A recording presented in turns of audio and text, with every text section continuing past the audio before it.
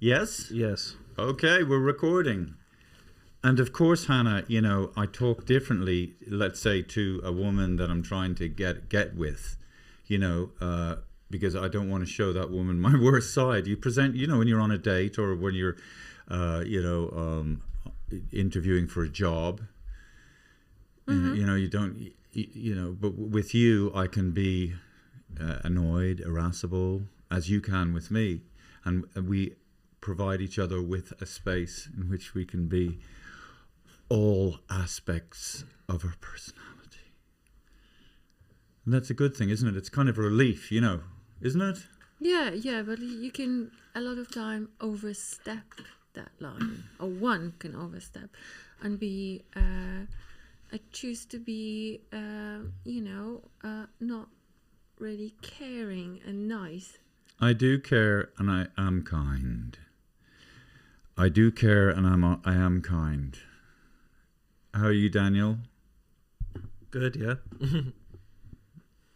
How are you, Hannah? I'm pretty tired. Are you? Yeah. How come? Well, I've been working all day and yesterday and the day before yesterday. So that's what most people are. Most people do. Most people have jobs, Hannah. Yeah. There's one fruit fly. That fruit fly is so small. It's smaller than an actual fly. Like an actual fly probably feels superior to those fruit flies. They're so small. It's like, what are they doing? There it is. Look. But they're almost incognito and they just fly everywhere, so you can't catch them. So they like. It's amazing. You just leave like a kiwi fruit out at night, and then there's always fruit flies. It's just like they're waiting. They just come into existence. Where do they come from? From Poland. They unwanted. We're gonna send them back on the train. Do you want to introduce the podcast, Daniel? Yeah, sure. Thanks. Ladies and gentlemen, please welcome to And That's Why We're Not Together, starring David McSavage and Hannah Gnatz. Hello.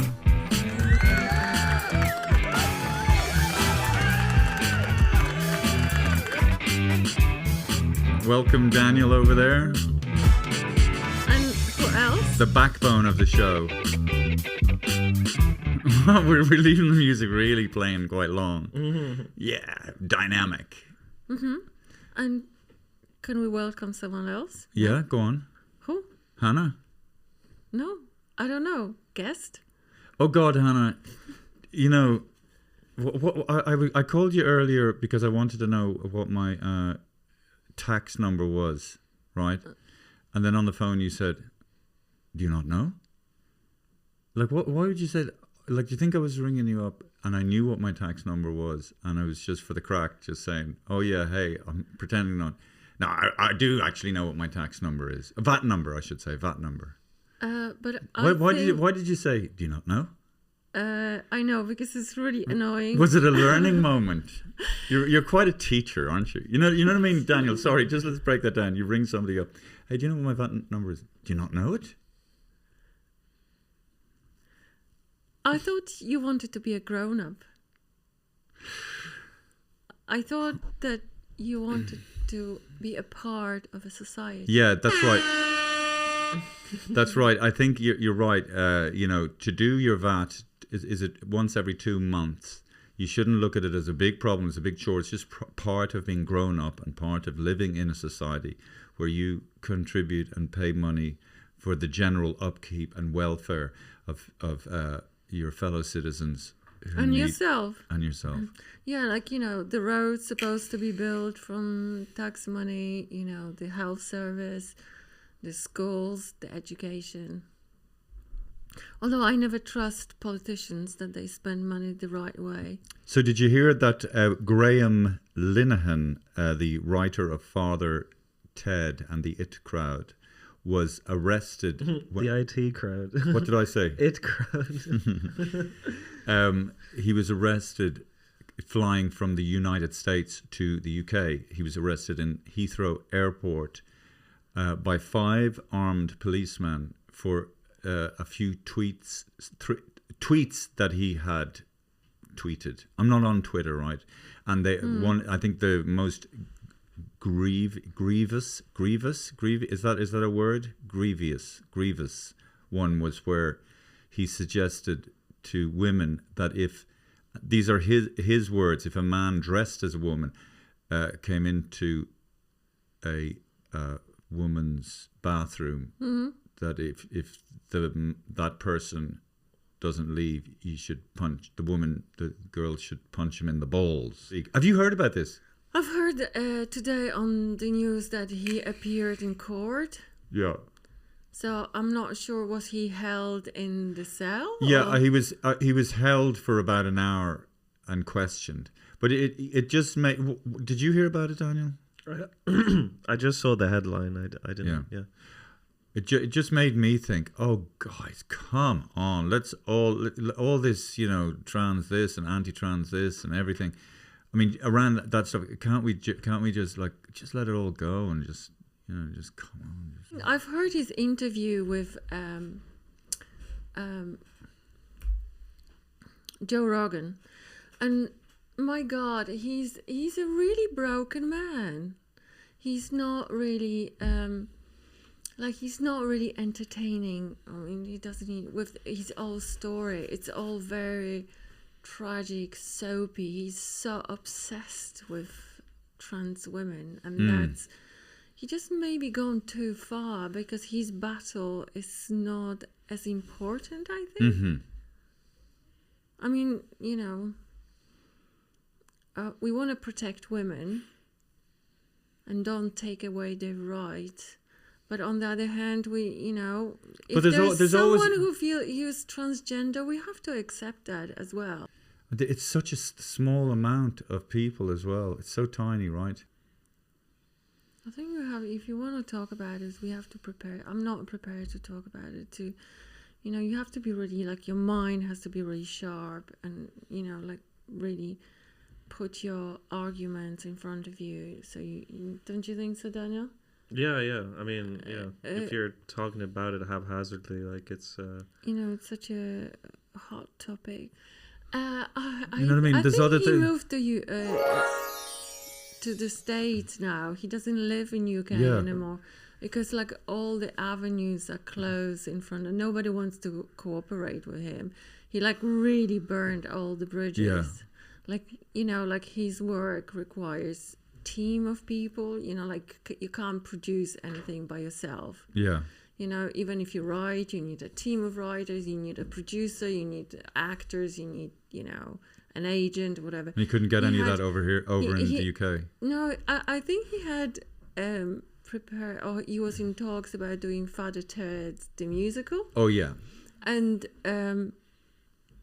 after all this transgender stuff, he was offered to give up his right to the musical. That's right. But he didn't want because it's his probably his baby, and he wants to. He's the biggest. I think there's the biggest comedy coming from Ireland. Yeah, it would have been a great musical as well. Yeah, so he didn't want to let it go and let someone else have a control over it. So he just didn't agree. So it's just it fell through. So and any other project he couldn't do it either. So he actually moved to States, and I think he is doing something. The best thing we can do for society as individuals is be good to our children, especially when they're young. Give them a good childhood, and show your kids that you like them. And what that about they the feel story that about the child who was missing in Donabate? Why do we have to talk about that, Hannah? No, but that's give the children the best education and What about child in The child Donabate? is missing for 3 years. Yeah. So he should have been 7 now, Right. and nobody reported him missing until God. now. So for 3 years, the child, I don't know, the families didn't report. I don't know. Obviously, It's funny, there's a lot of COVID teenagers around. I see around the city, these young kids with the sort of Peaky Blinders hairstyles, Daniel, and they have these little, those what do they would call them in the United States dickies, where you put these things. It's like a scarf, and then but you can pull it up over your face really quickly to disguise yourself. So they've got those things, and they're all in black. They're small, skinny little kids. They're like 13, 14, so they sort of grew up during COVID, and they're just wandering around like little, trainee criminals, just looking like for ninjas. Any little criminal ninjas, looking for any opportunity to rob or do or this like that, and they're just like, demented little Rottweilers, just Or will they be from like deprived areas? Or no, I don't know. I don't know. They could be from anywhere. I don't know where those little ne'er-do-wells live, but my God. But has it always been thus? I guess it has. It just looks like they're just more, they're more evolved than, evolved. I mean, criminally, maybe you could say they are, but they're just, but they're so obvious though. They're not inconspicuous. They're very openly, like I was looking at two of them yesterday, and it's just like, it's like they're part of society, but they're sort of from a different dimension. You know what I mean? They're just like so twitchy and looking over, and one guy's going over the other side of the road, and the other goes like that. They're like it's like we're all sort of in these nature documentaries you see all these antelope. We're just like the antelope, just and they're just looking around for any fucking weakness or opportunity to pounce. But like I was saying ADHD. I was saying to a mate of mine, I think it was Rudy Giuliani really tightened things up in New York when he became mayor. And I heard a criminologist, have I talked about this before? Like in certain areas in New York, that's where all the crime was happening. Low-level crime, and then obviously the big high-level crime. You don't see it because it's not on the streets, sold behind doors, and the big movers and shakers. But if you just where in Dublin do you see the most little fuckers hanging out and robbing stuff and robbing phones, and there's certain like little areas in Dublin around O'Connell Street. I'm sure there's other areas as well, but like just Stephen's Green. Okay, yeah, but just put a huge cop presence there, and then people say, "Oh, well, the crims will just move." They don't really move that much. They'll move maybe one street, but that's about it. This is what they found in New York. So you could really have a zero tolerance policy, and it does apparently have a knock-on effect in terms of bigger crime. Well, certainly, it just makes things a lot safer. Definitely, but I think that they underage and Gardaís are not interested in that. They just don't. Right, so it's difficult for them to, pursue cases and all that. It's funny, but on the other hand, I mean, we're concentrating on negative aspects, but also Ireland is a great place. Well, certainly from my point of view, because earlier on today I was cycling in Dublin, and I was cycling up a one-way street the wrong way, okay? And there was these two Gardaí, right? And I was looking and going, oh, fuck, they're going to give me a hard time cycling up the wrong way. And give you tickets. Right, and then as I cycled past them, I just heard one of them go, "To Naldi," and then I just said, "What a town, what a country." So that was a nice, referring to an old sketch I did. Those teenagers, like they do stuff like nitrous oxide, right? They're called like whippets, or they the things that put gas in. Yeah, it's like laughing gas, right? Like they inhale it, and then they just become like kind of out of their heads. Yeah, out of their heads. Hopping around like aliens. Wasn't that in the gay scene as well? They would take poppers to enhance the sexual pleasure.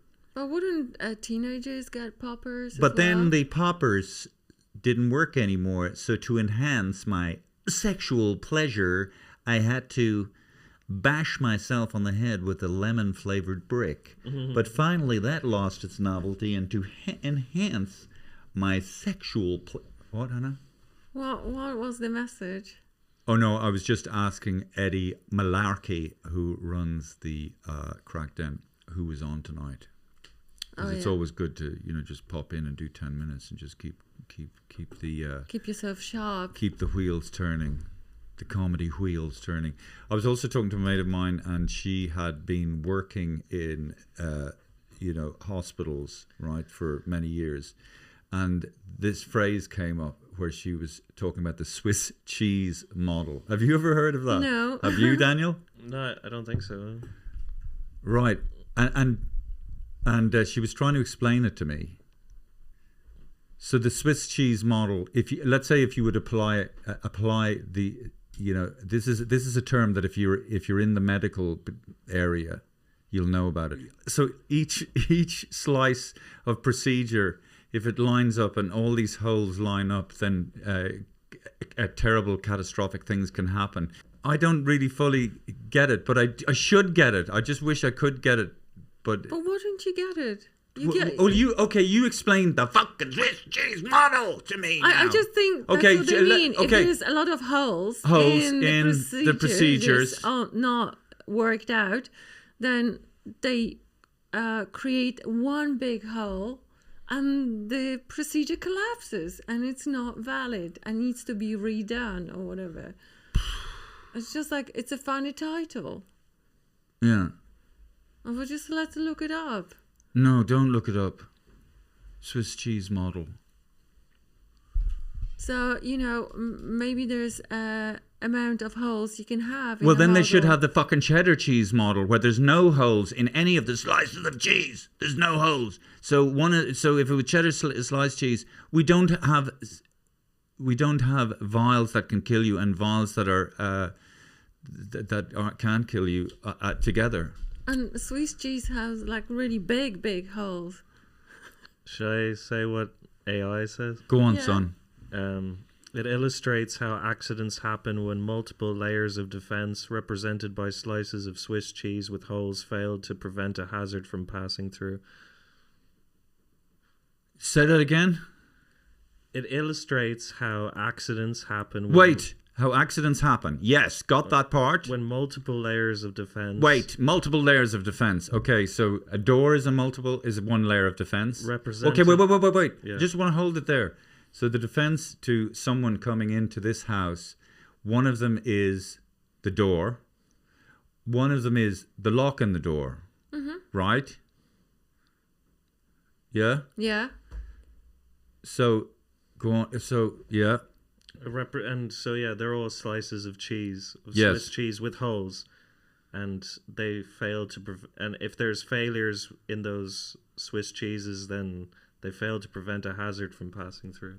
Right. Well, you see, so I've only got one slice of Swiss cheese separating me from somebody who wants to attack me with a baseball bat. Well, two really. Which ones? Oh, I've got two doors. Yeah. But it's on one lock. But on the Swiss cheese, the door, I've got 3 locks though. Oh yeah. But if they all fail, I still don't understand that hazard coming through. They don't prevent. Well, if your door isn't strong enough, that's a hole in your defense, right? Yeah. If you can just, if the person who wants to get you can just kick through that door, that's a hole in your defense. Oh yeah. Right. So then, well, that's pretty much it. Right? You've only got one layer of defense, but let's say, and another layer. Well, I mean, Daniel, most people don't have loads of Swiss cheese layers of defense. I mean, really, when you think about it, it's very fucking risky walking around. I mean, that's why, when you're crossing the road, it's put the fear of God into children. Look left, look right. But that's not fear. That's procedure. Yeah. That's like, Remember, look for a safe place. Don't hurry, stop and wait. Look all around you. Walk across the road, look left, keep looking right. That's the safe cross code. Swiss cheese layers between you and getting fucking knocked over. Although, if the person is drunk, oh, come on. But that's another story. But I suppose you could all the steps required, let's say, to make a successful TV series. If you did strip it all down into slices of cheese. Into slices of cheese. What the fuck, Hannah? No, in other words, what's the most important and least expensive part of a TV show? It's the writing, okay? It's the most important. And the least expensive. Well, depends where. Depends how. Where? In Ireland, it's probably the cheapest. But if What do you mean it's the cheapest, Hannah? I didn't say it's the cheapest. You no, said the writing. Yeah. You said it's anybody can write.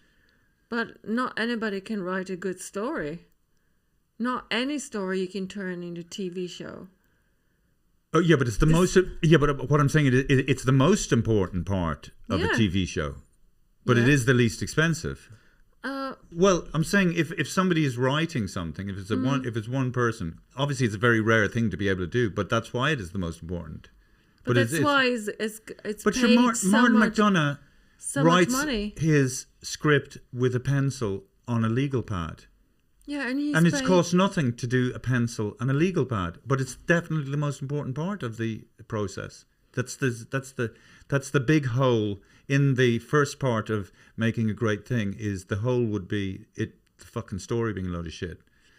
Then the next thing is casting the right people. Yeah. Oh no, the next thing is getting money. But listen, I was just thinking, like if I want to put on somebody else's story. Yes. I have to pay that person who wrote that story a lot of money. Or depending, that's what I was saying, depending which country you're in. Okay, in well, let Ireland, me tell you this you then. know, in other words, US, for me to make something that I've written was going to cost money. But for me to actually write it without getting paid, I mean, just the physical act of me writing it, nobody's stopping me. I don't need to get paid. Yeah, definitely. That's what I mean. Okay, so we just have a different... well, no, we have it exact... but we were talking about different aspects of writing. Oh, we were just... Daniel, do you want to explain what we... Did me and Hannah have a... What we have here is a failure to communicate. It's a miscommunication. That's all that was, really. You know what I mean? Yeah. And I think that shows... And you're not taking me to court, are you? I'd love to take you to court. Yeah? Yeah. What was the reason? What was the offence I committed? Offence was for being in Amsterdam when I was 27. Oh, okay. What's your defence? So you take everything back, do you? Yeah, what's your defence? I was just leisurely strolling around. No, you were standing outside a restaurant. So I was working. I was making money. I was providing for my, for my well-being. I was providing money for myself. Right.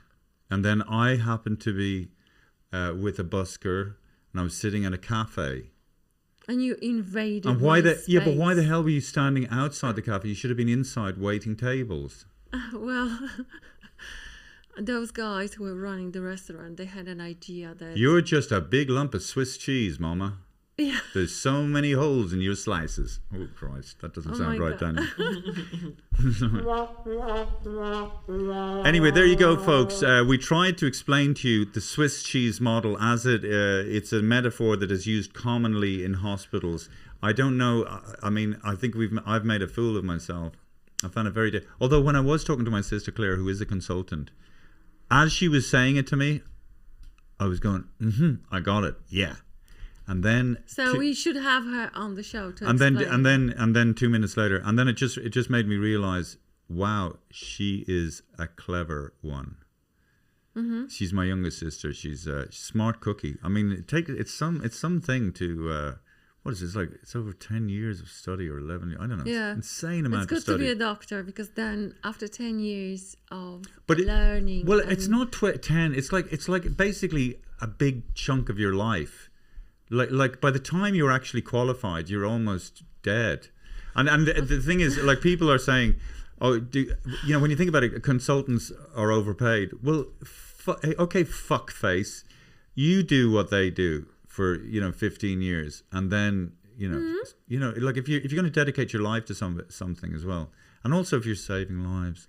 And also it's delayed gratification, because that should be, everybody should think about it, me included, that you shouldn't get pleasure instantly. Oh yeah, all because the you're always things. jumping from one thing to the next. I want to be this. I want to be this. I want to be this. Wanna. You're just a wanna.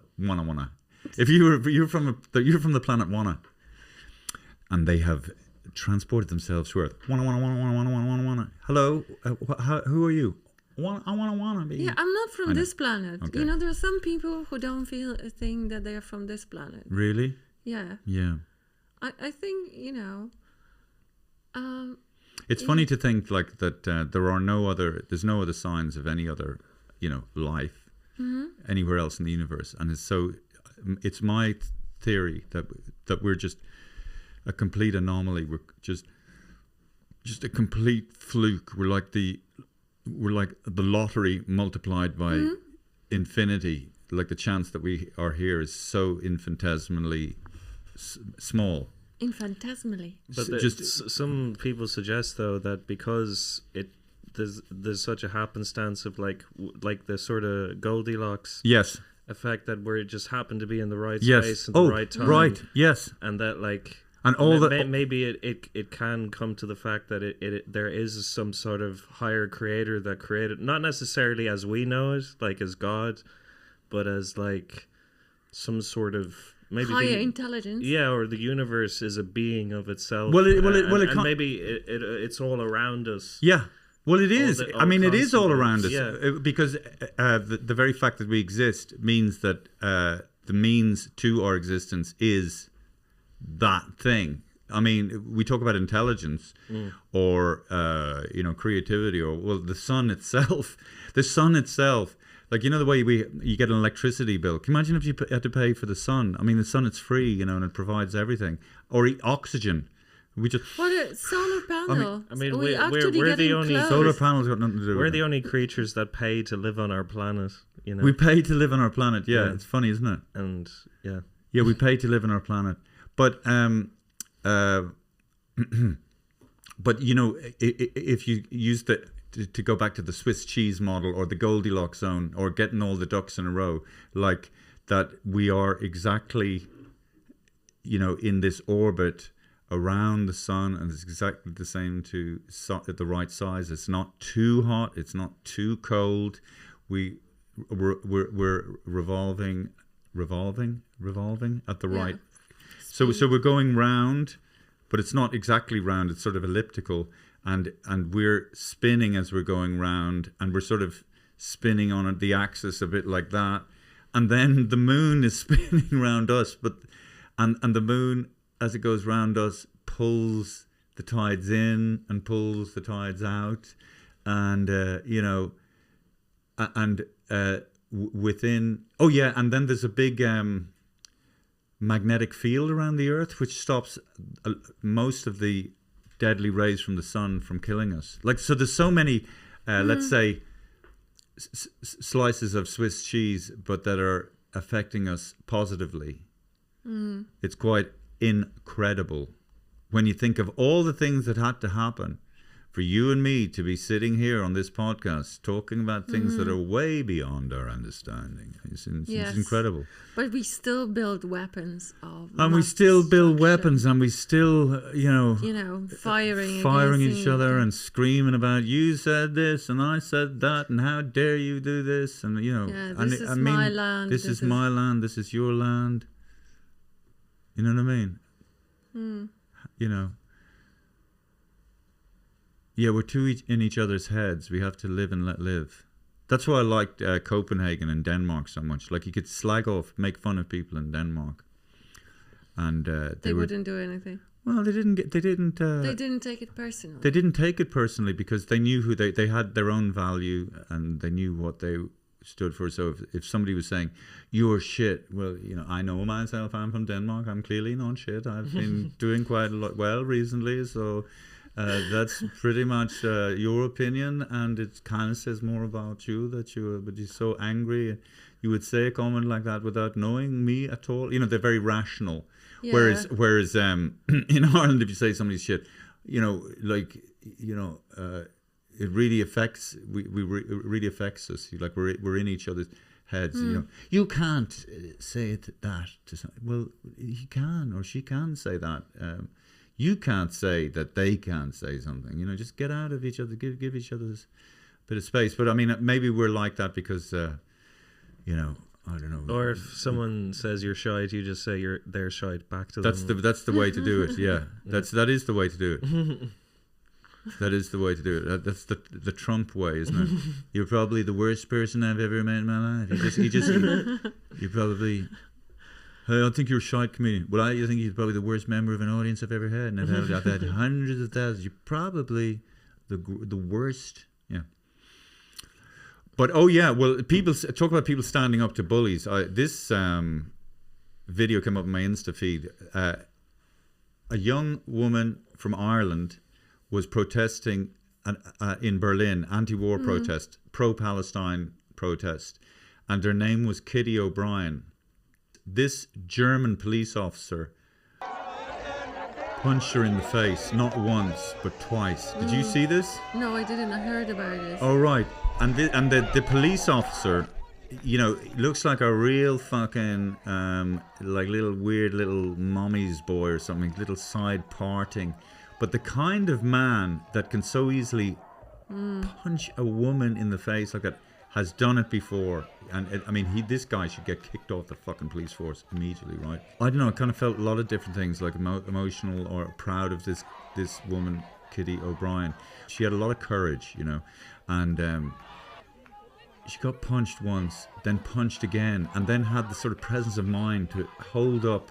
She put the blood in her hands and held it up to the police officer. It was a very powerful image, because most people would be full of adrenaline, they wouldn't be able to think straight. And she said, "This blood is on your hands," you know.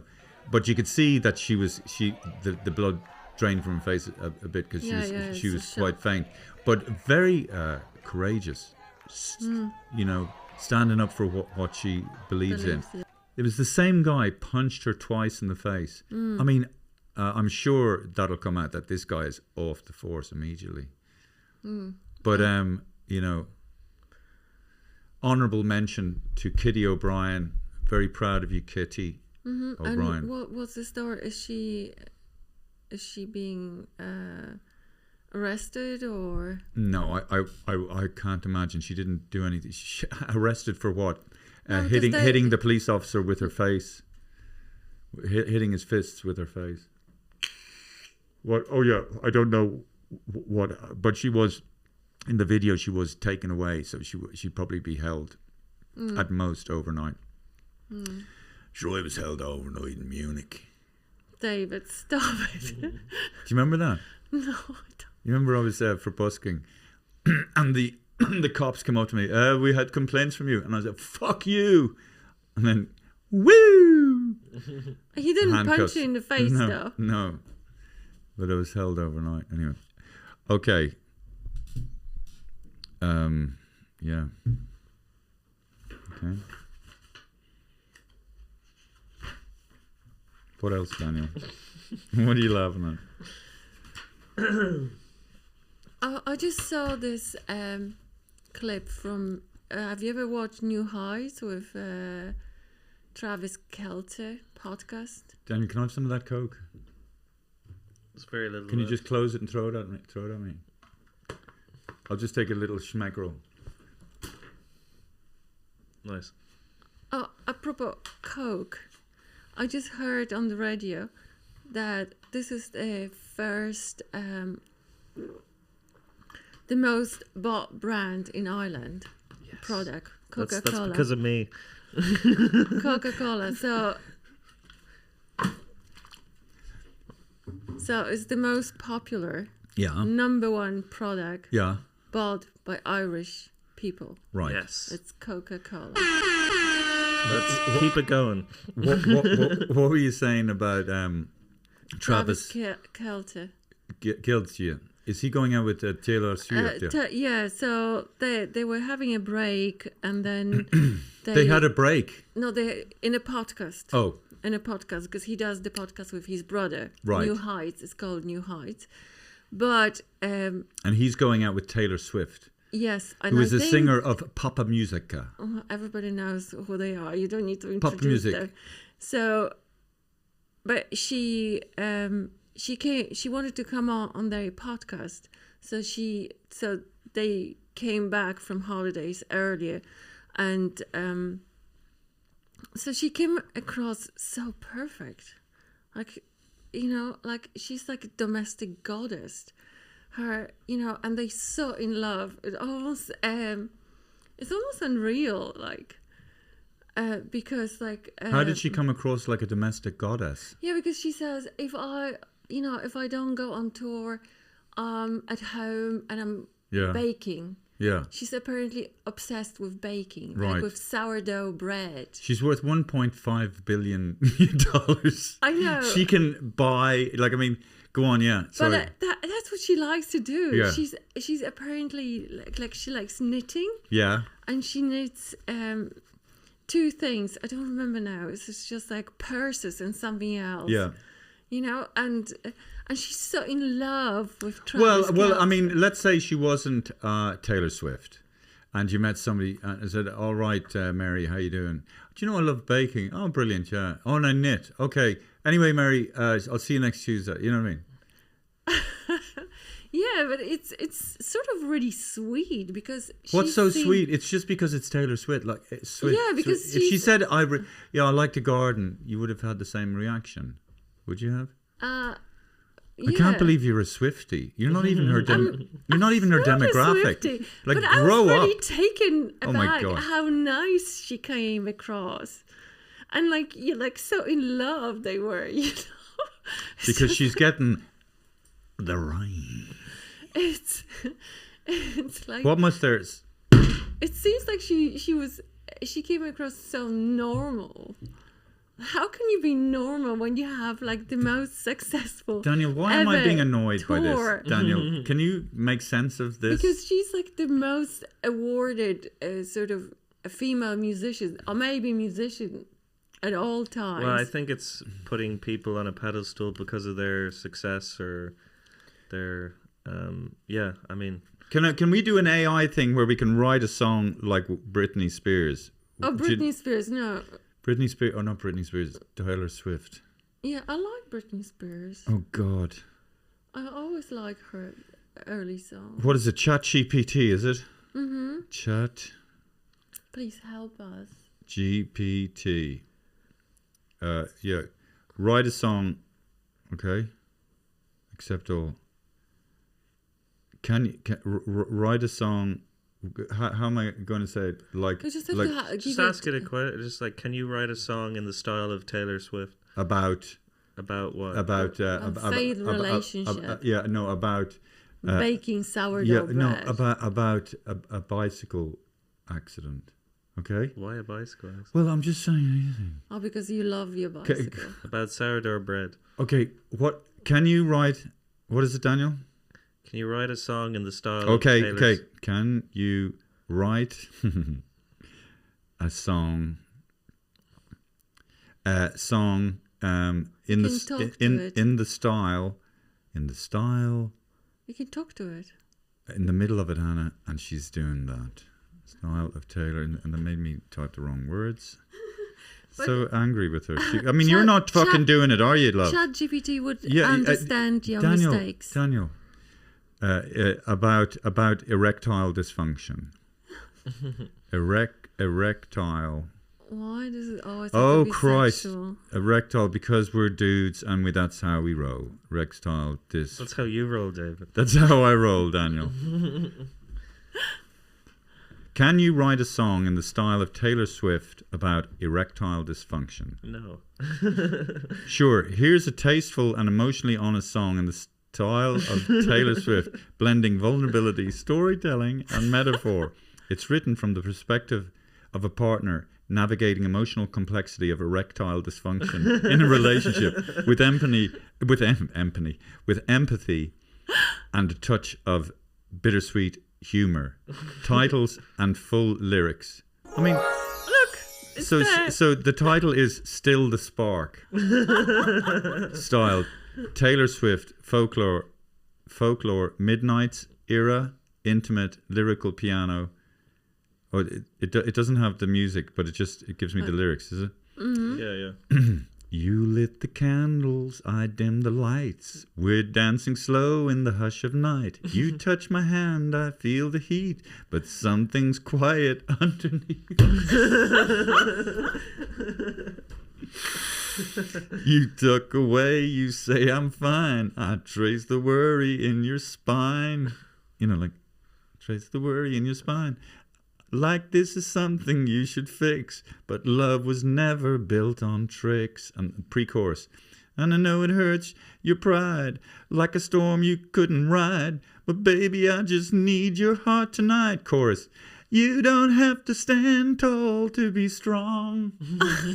I've loved you steady all along. It's not the fire, it's the warmth that stays, even when the flame won't play.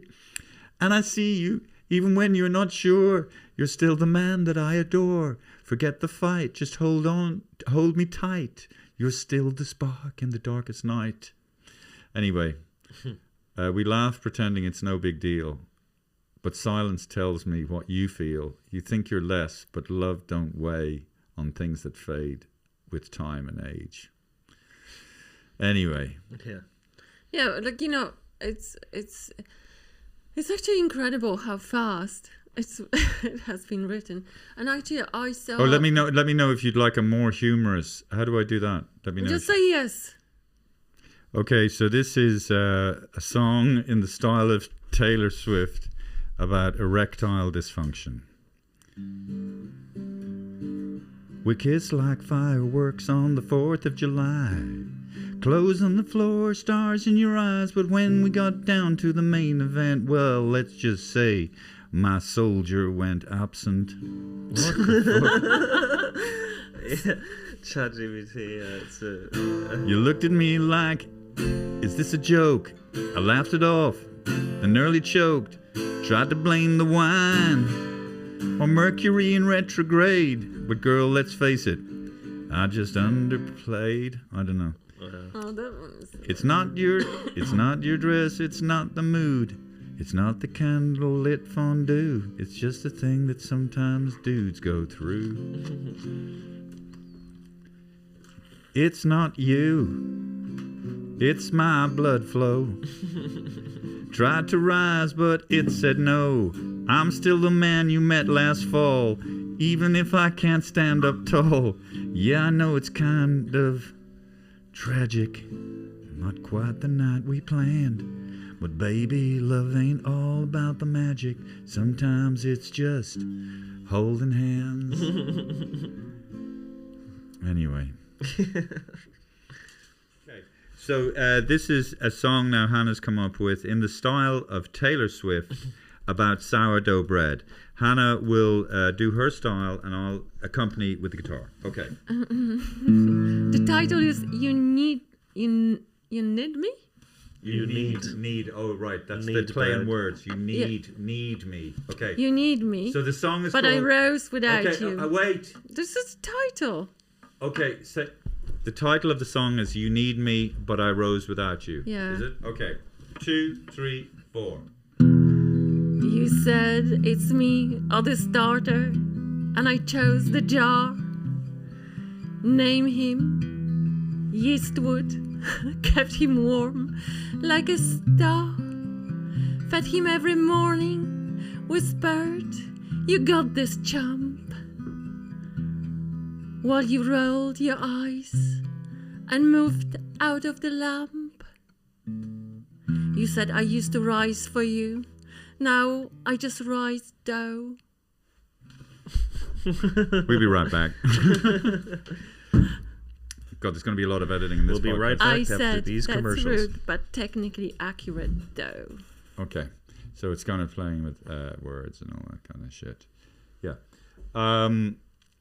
Yeah. kind of ChatGPT, comedically, it's kind of like, sort of parlor room, comedy from the 70s or it's like Gilbert and Sullivan or something. But it's like over positive or something. Yeah, I don't know. It's just kind of, But then you have to give an instruction. Don't be, I want you to be... Yeah, you have to kind of be quite specific. Very specific. Yeah. So you give them all instructions. Be rude, or doesn't want to be rude, but like be rude or be, ironic. Or but there's something quite formulaic about it, though. It just doesn't have that killer punchy stuff that makes it great. But wait a few months and it's gonna overtake. No, I mean, sorry, I just want to say, what was that guy, Dan Tiernan, the guy we just saw on Top Secret? Now that was funny, and there's no way any chat GPT could come up with something like that. We just saw this really funny clip. I'll put a little, should I put it up? Yeah, put it up. I've recently moved out my mum's house. I was living there with my mum and her partner. Can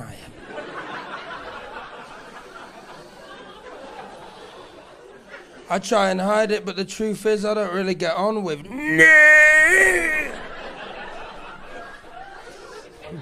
He's a cunt. He's got annoying habits, like little annoying habits that build up to me, proper get to me, man. Like every night before bed he makes toast. Instead of lightly, gently spreading the butter, he's one of those, he proper digs at it. How annoying's that? That's annoying, isn't it? Yeah, and then he fucks my mum. No!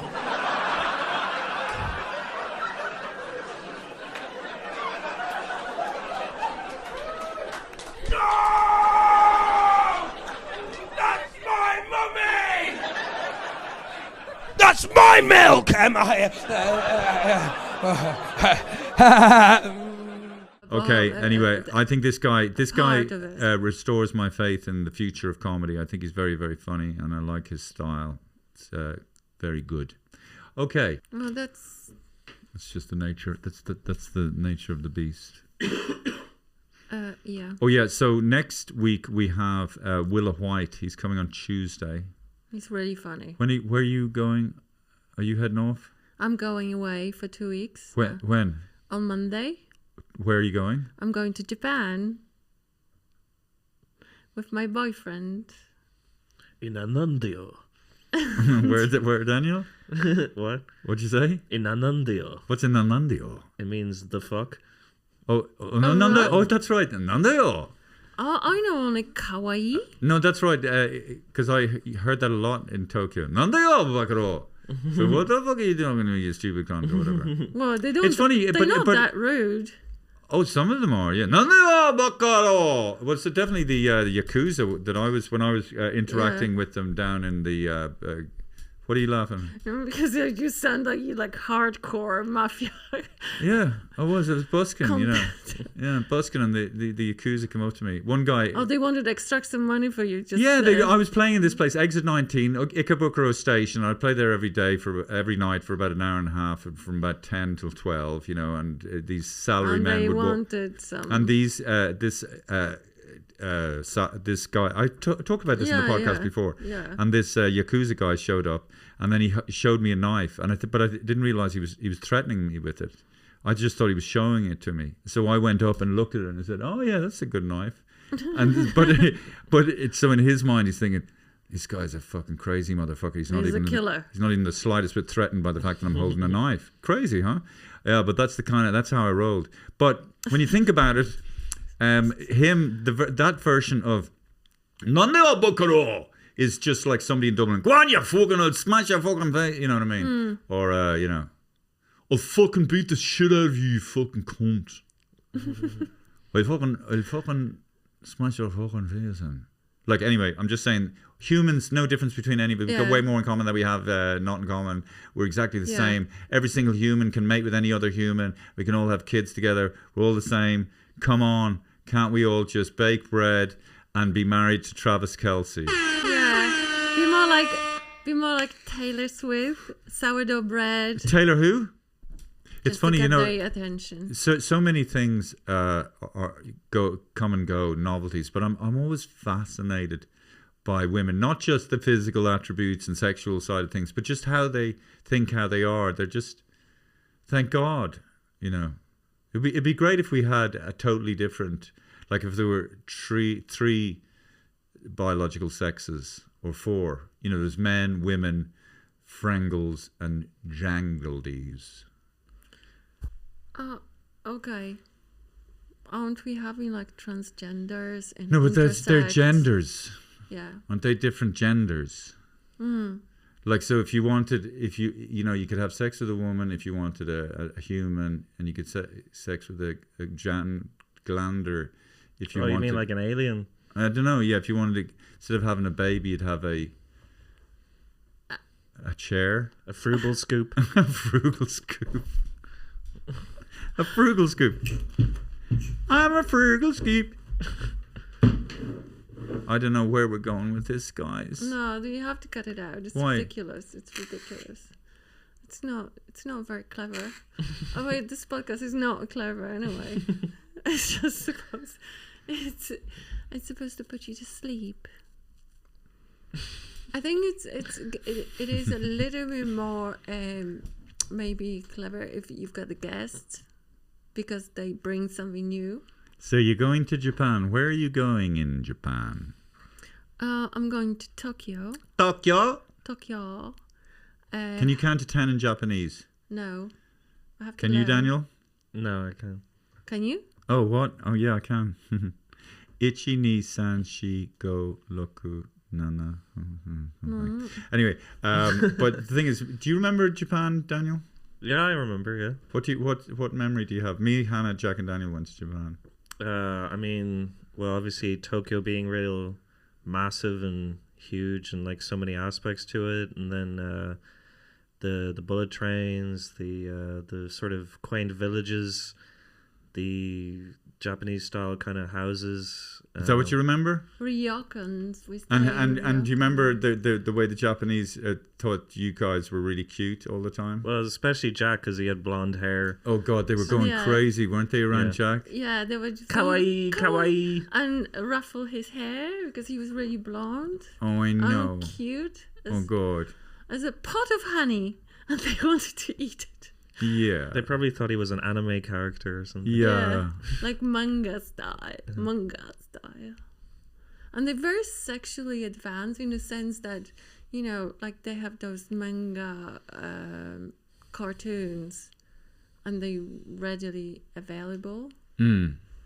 Yeah, They're they not prudish. Oh that's no, what no, they say. that was. Thank God I went to Japan when I did. For Christ's sake, they had totally different values. It was such a good thing to do. When I went there when I was 24. My God, thank God I got out of Dublin. Jesus, Dublin in the 80s. And Well, now you're back. No, I didn't. Where did I go? I think I was in New York. I was in the States. No, I was in. I think I had been teaching English in the Basque country. I was a bit of a basket case. Bit of a basket, you guys. Yeah, but there was some good times in the Basque country. It's good to travel though when you're young. It's a good time to travel. And being young, you know, you put up with anything. I never had any money. Never. I was always fucking broke. But also when you're young, you can sleep anywhere. Yeah. You get up, you shake your head, and you look really good. Okay. Yeah, that's you true. know, you don't need like hours to restore your Yeah. looks. You don't need a comfortable bed. You don't need, you know, you can jump up and down. And do you want to tell the story about you going with your younger friend to the seaside? Oh well, yeah. No, You don't do that. I was cycling with a mate of mine, a neighbour. Like I'm 58, and she's 25 or something, and we went down to Sandymount, and there's this wall. You know, there's this sort of little secluded bathing area out in Sandymount, and I guess when the tide comes in, it's kind of just this little protective fucking concrete swimming area. But she just leapt up the fucking stone wall like a gazelle, right? And then I didn't have to go up the wall, but I just thought, okay, you know. But suddenly the stark contrast of ages became very, very apparent, and it was just, it was kind of, there was some sensible part of me that, David, what are you doing? But anyway, you know, but it was like, and she jumped off the wall, and I'm just like, and it's like, oh God, I'm old, man. But that's okay. It is Anyway, okay. You lived already 58 years. So. Yeah. I know, but anyway, my neighbour, she's a lot of fun. You don't need to defend her. I mean, we're not going that way.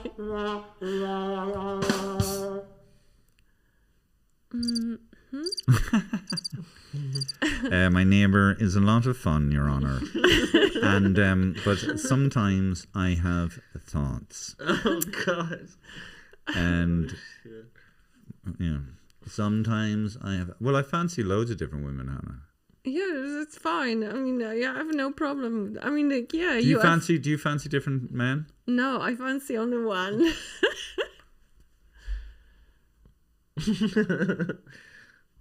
We'll okay, so thank you so much, folks. Next week we will have Willa White. Really looking forward to this one. It's well overdue. That's gonna be really interesting. Hannah, you'll be in Japan. Who gives a shit what you think? Okay. Anyway, have a great time in Japan, Hannah. Thank you. And you're going to buy some nice denim shirts for Jack and Daniel, aren't you? Yeah. Because you know they like Tokyo and Japan in particular is the best place to get denim, selvage denim, and they recreate the way it used to be made in the United States. David, I think we had one podcast dedicated for your denim. For those people who are into it, fabric raises the mood. I don't know. Daniel loves certain jackets. You made a neg comment about Daniel's jacket. I noticed it when I saw him, and I said, I like the retroness of that jacket, and I know he wears it, and it forms a relationship with him, not in a weird, odd way. Please, Anna. I know. Clothes, they're fun. They're just extension of your mood or personality. You make me so angry. I'm yawning. So I think it's just to play with them. So what's the problem fun. about saying about denim and Nothing. Japan and being so dismissive about the whole culture? It's so fascinating. Fun. There's so many layers to Kyoto. Of course, it's just you put your listeners to sleep. The surface. Hannah, we don't have any fucking listeners. Okay, whoever listened at that time, your podcast, they were falling asleep halfway through.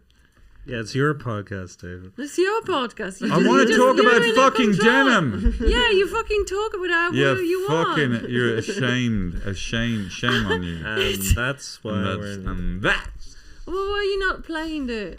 Okay, thank you very much, Hannah. Thank you very much, Daniel. See you all next week.